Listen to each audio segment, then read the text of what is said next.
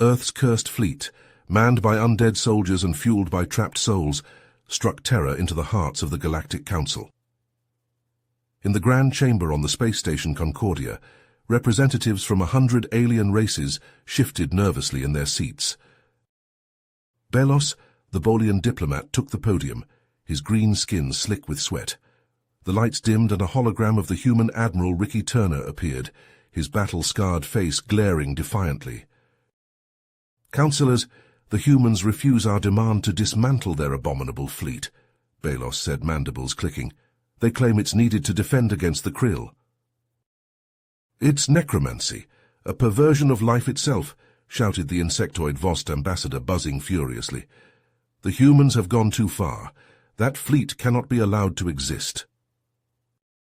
Admiral Turner spat. "The Krill are nearly at our doorstep. Millions will die if they break through. The cursed fleet is our last line of defense. Scrap it, not a chance in hell." "Reckless. Humans never consider the consequences," the reptilian saurian representative hissed. "That much necrotic energy could cause untold destruction if misused." The transmission cut off, and the council erupted into argument. Some called for diplomacy, others demanded the fleet's immediate destruction by force. Belos raised his hands for calm when alarms suddenly blared and red lights flashed. A panicked aide rushed in. "The outer rim defenses have fallen. Krill forces have broken through. They're heading straight for Earth. If they aren't stopped—" Grim silence fell as the council realized the terrible truth. Only the cursed fleet stood between mankind and total annihilation. As the last echoes of argument faded in the council chamber, Admiral Ricky Turner stood on the bridge of his flagship, the Reaper's Scythe. His face was bathed in the sickly green glow emanating from the ship's walls, fueled by the captured souls of fallen Krill warriors. Ricky's cybernetic eye burned crimson as he clenched his fist, the metal of his augmetic arm creaking. "All ships prepare for warp jump," he barked, his voice carrying the weight of the billions of lives depending on him. "We'll intercept the Krill before they reach Earth." The cursed fleet, a ragtag collection of heavily modified warships, each bearing the scars of countless battles, began to move. Their engines hummed with an unsettling resonance, the sound of dark energy being harnessed for the purpose of war. A dark-robed figure glided onto the bridge of the Reaper's Scythe, his face obscured by a deep cowl. "Admiral," the figure rasped, "the necromancers are ready. We've raised a fresh batch of Krill thralls for the front lines." Ricky nodded, his expression grim. "Good. We'll need every weapon at our disposal." He knew the abominations they employed were a necessary evil, a last resort in the face of annihilation. As the cursed fleet entered the swirling maelstrom of warp space, Belos watched from the bridge of his own ship, the Bolian cruiser Righteous Fury. The sleek silver vessel bristled with advanced weaponry, a testament to the technological prowess of the Bolian people. Belos turned to his second-in-command, his green skin pulled taut over his angular features. "Follow them," he ordered. "We can't let the humans face the Krill alone, but we also can't allow them to use their abominations unchecked." The Bolian fleet moved to pursue the humans, their engines flaring to life as they entered the warp in the wake of the cursed fleet.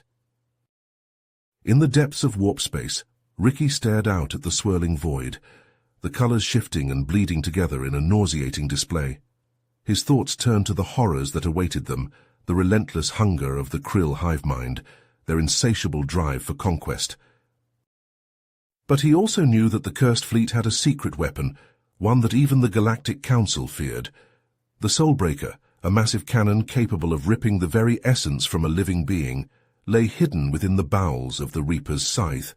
It was a weapon of last resort, one that could turn the tide of the coming battle, but at a terrible cost. The cursed fleet burst out of the warp into real space, the twisted hulls of the ships groaning under the strain. Admiral Ricky Turner stood on the bridge of the Reaper's Scythe, his cybernetic eye scanning the readouts. The planet below was a blasted wasteland, its surface pockmarked with craters from ancient wars. "Sir, sensors are picking up a massive Krill swarm approaching from the far side of the planet," the tactical officer reported, his face pale. Ricky's eyes narrowed. "All hands to battle stations, prepare to engage the enemy," The human ships moved into formation, their weapons primed and ready. The krill swarm came into view, a writhing mass of chitinous bodies and razor-sharp claws. They descended upon the cursed fleet like a plague, their numbers blotting out the stars. The Reaper's scythe opened fire, its soul-fueled cannons tearing through the krill ranks. The air was filled with the screams of the dying and the stench of burning flesh. Ricky barked orders as the battle raged around him, his voice cutting through the chaos. Necromancers, deploy the thralls. Buy us time to charge the Soulbreaker. The dark-robed figures on the bridge nodded, their hands weaving intricate patterns in the air. On the planet's surface, waves of reanimated krill corpses surged forward, meeting their living counterparts in a brutal clash.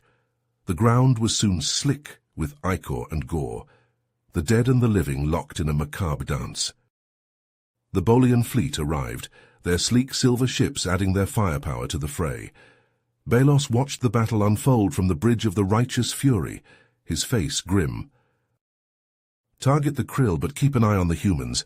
If they attempt to use the Soulbreaker, we must intervene. As the battle raged on, a massive krill dreadnought emerged from the swarm, its carapace pulsing with sickly green energy. Ricky's eyes widened in recognition. The Krill Queen.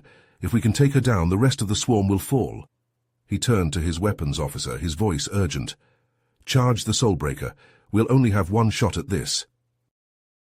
The Reaper's scythe began to glow with an otherworldly light, the captured souls of countless warriors screaming in agony as they were drawn into the Soulbreaker's core. Belos saw the weapon's activation, and his heart sank. All ships target the Reaper's scythe.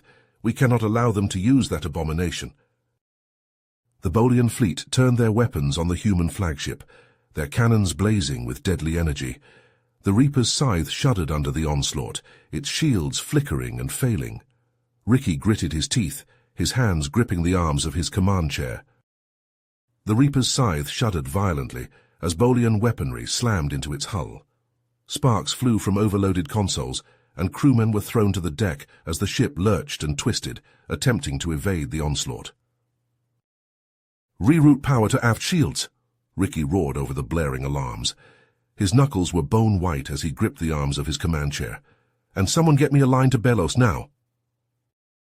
The viewscreen flickered and Belos's face appeared, his features contorted with rage. Turner, you've gone too far this time. Stand down immediately, or we will destroy you. Ricky slammed his fist on the armrest. Damn it, Belos, we're on the same side. The krill are the real threat here, not us. You're meddling with forces you can't possibly understand, Belos retorted, his voice dripping with contempt. Your necromantic abominations will doom us all. Ricky cut the transmission with a snarl. Evasive maneuvers. We need to buy more time for the Soulbreaker. The Reaper's scythe wove through the chaos of the battle, its hull groaning under the strain. Krill drones swarmed around the ship, their claws scraping against the ablative armor.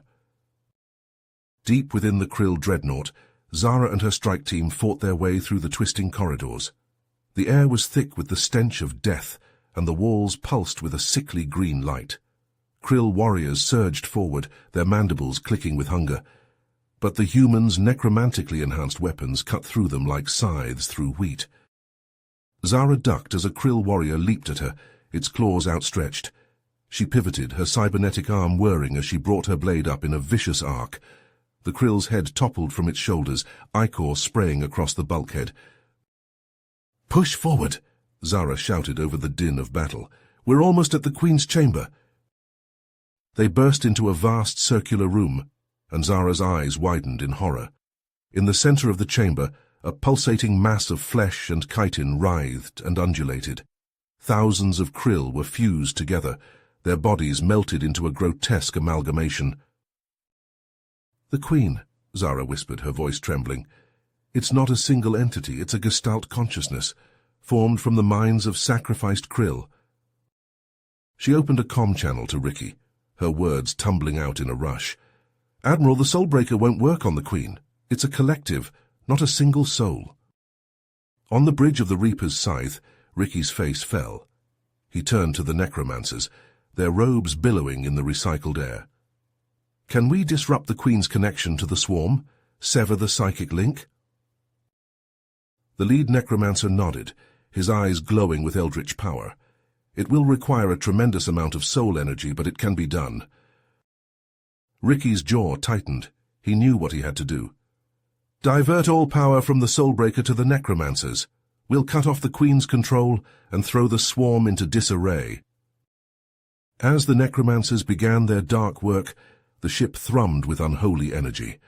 The captured souls of fallen warriors screamed in agony as they were channeled into the ritual. On the bridge of the Righteous Fury, Belos watched in horror as the Reaper's scythe was enveloped in a sickly green aura. "What are they doing?" he whispered, his voice trembling. "They'll tear the very fabric of reality apart." The Krill dreadnought began to shudder and convulse, the Queen's psychic screams echoing through the void. The swarm faltered, their hive mind thrown into chaos as the necromancer's dark magic took hold. The necromancers' chanting rose to a fevered pitch, their voices echoing through the twisted corridors of the Krill dreadnought. Reality warped and buckled around them as they channeled a massive surge of soul energy into the ship's core. The walls pulsed with sickly green light, and the air shimmered with eldritch power.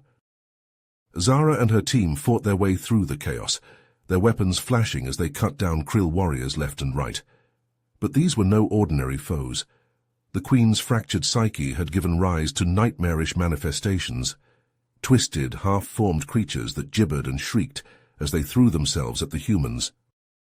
"Keep moving," Zara shouted, her cybernetic arm whirring as she cleaved a path through the horrors. "We're almost at the extraction point." Aboard the Reaper's scythe, Ricky watched the tactical display with growing elation.